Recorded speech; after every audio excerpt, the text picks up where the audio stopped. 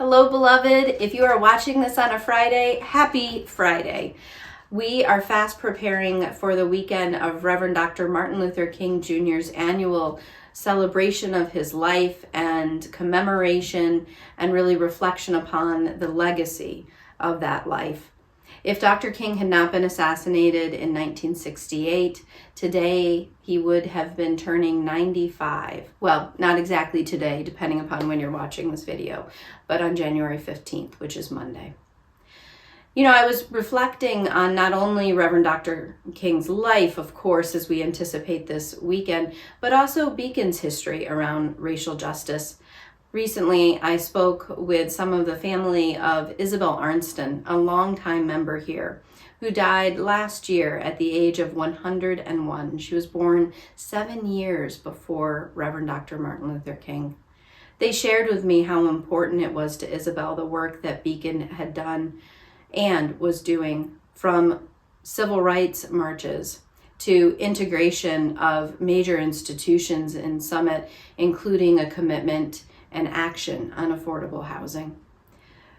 I know that Beacon has taken on this legacy across the decades, at times drawing on Unitarian Universalist curriculum like Building the World We Dream About or Beloved Conversations, and in more recent years, Jubilee.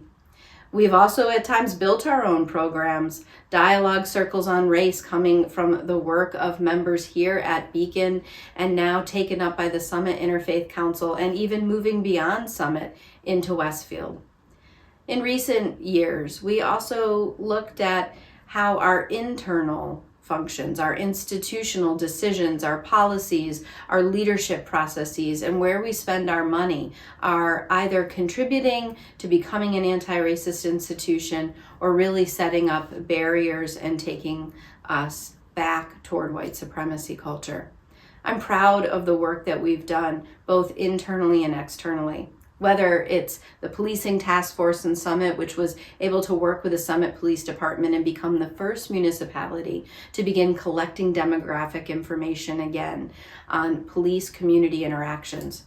From that data analysis, we've been able to make changes with the police department in training, in recruitment, and intervention when there is a documentation of racial profiling with an officer. I'm proud of the partnership that we've created over these years for Black Lives Matter with Fountain Baptist Church and now Christ Church joining us. And that internal work has been so very important, whether it's processes opening up leadership positions and being intentional in leadership development and invitation, or whether it's the work of Beacon Hope and Equity Center committed to decolonizing wealth. We are taking on that very important word, reparations. And we are looking here at where we spend our money through our procurement policy, looking at the vendors and ensuring that we prioritize Black-owned businesses, businesses owned by members of the global majority, owned by women and members of the LGBTQ community.